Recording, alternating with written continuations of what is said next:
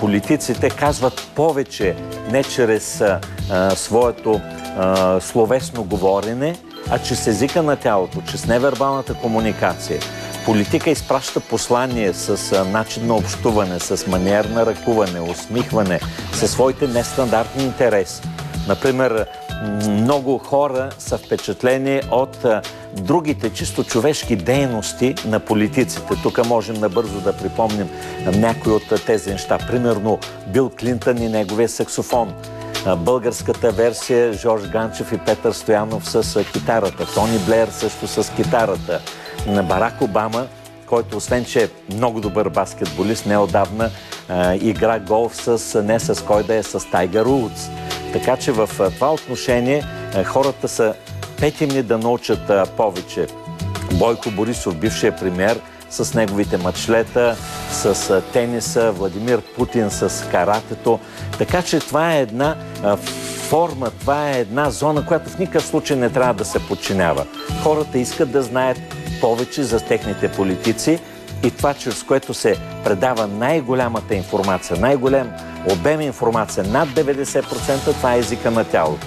А дрехите, жестовите, маниерите, те са част от този език на тялото.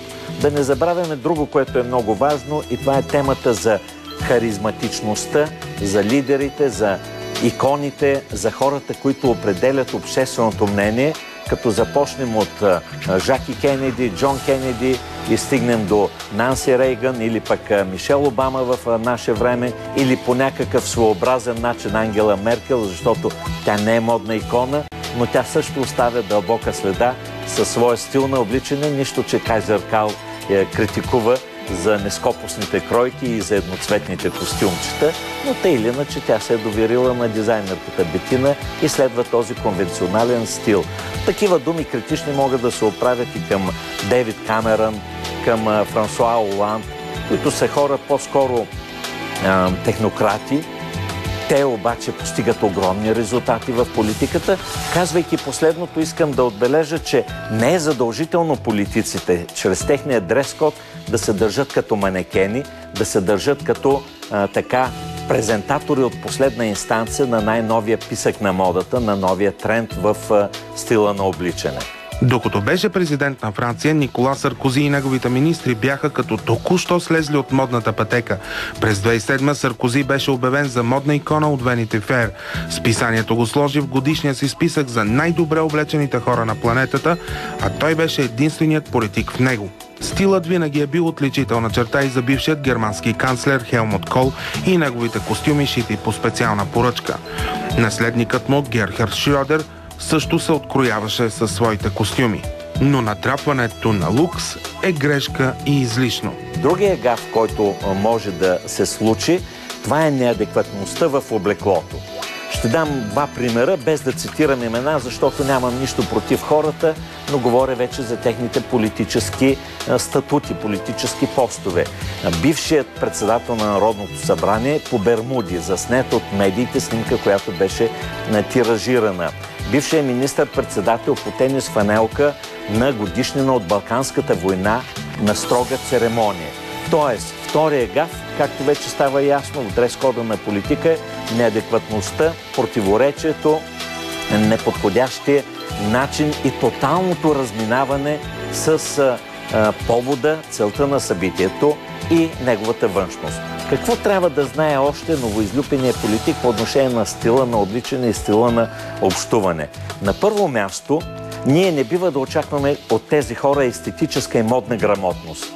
Тези хора често пъти, както се казва на народния език, хабер се нямат какво ги очаква. Ето защо в такива случаи препоръчвам така наречения консервативен шик. Тоест, може да е по-конвенционално, но по-здържано облекло, от гледна точка на кройките по-умерени, от гледна точка на цветовете по-неутрални. По отношение на различните вече начини, възможности, шансове за изява, моят съвет е да търсят помощта на фешън журналисти, лайфстайл журналисти, имиджмейкъри, стилисти, хора, които имат опит в цял свят. Е така, повечето от политиците ги съветват, въпреки че си спомням една комична история с Лех Валенса, който като президент на Полша Естествено беше скаран с всякакъв дрес-код поради неговия пролетарски произход, менталитет, в който няма нищо осъдително. Той имаше 4 или 5 съветника за облекло и те дори му бяха направили схеми, кой цвят с кой се съчетава и бяха окачени в гардероба, но той тотално ги объркваше винаги и от тук проистичаха много забавни истории. Друго, което трябва да знаем и то добре, тъй като жените все по-властно навлизат в политиката, еманципацията е тотален феномен. Аз лично очаквам, че до няколко години ще настъпи сериозно разчупване на дрес-кода, тъкмо под влияние на женската психика, на женското светоусещане, защото жените години наред, десетилетия бяха принудени да се съобразяват с мъжката визия, затова и постоянно като виждаме делови жени, дами свързани с политиката, те са облечени по-мъжки. Те са с сака, те са с панталони, често пъти и вратовръзки. Как изглежда новото българско правителство и колко ще получат за стил някои от министрите в кабинета Орешарски, включително премиера?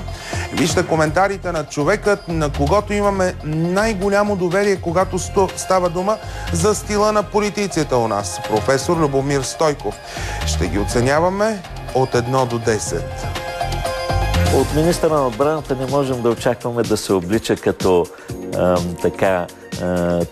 цирков конферанс и човек, който е свързан с шоу-бизнеса. Строго облекло, официално нямам забележки, не е и нещо по-различно, но за отбраната 8. Десислава Терзиева, министъра на регионалното развитие, е облечена официално. Може естествено да се прояви и предяви някаква претенция, примерно да бъде леко сбъркана с абитуриентка или по-скоро абсолвентка, но моята забележка в случая нещо много в деколтето не ми се вързват нещата, има някакъв проблем и прическата. Тук мисля, че е волна програмата. Но това, което е важно да се има предвид е, че пуснатата коса, свободно пуснатата коса, небрежно пуснатата коса при жените по принцип е романтичен апел. Това е апел за всичко друго, но не и за сериозна делова работа. Оценката 5. С правосъдието шега не бива, има някаква нарушена симетрия, малка с тази панделка, и косите биха могли да бъдат по-прибрани. Тук ще дам оценка 8. Премиер Орешарски е облечен актуално, модерно. Аз нямам някакви сериозни забележки към него. С усмивка ще кажа, че сината вратовръзка е така фин семиотичен знак за седесарското му минало, но тук ще кажем и нещо, което важи обобщаващо за политиците. Те трябва да се грижат не само за своя дрес-код, не само за облеклото, но и за своето тяло, за своята фигура. Орешарски е сред хората, към които не можем да имаме забележки по отношение на телосложението. И пак ще кажа консервативно, така модерно в известна степен, доколкото може. 10 няма да му дам, 9. Авансово 9.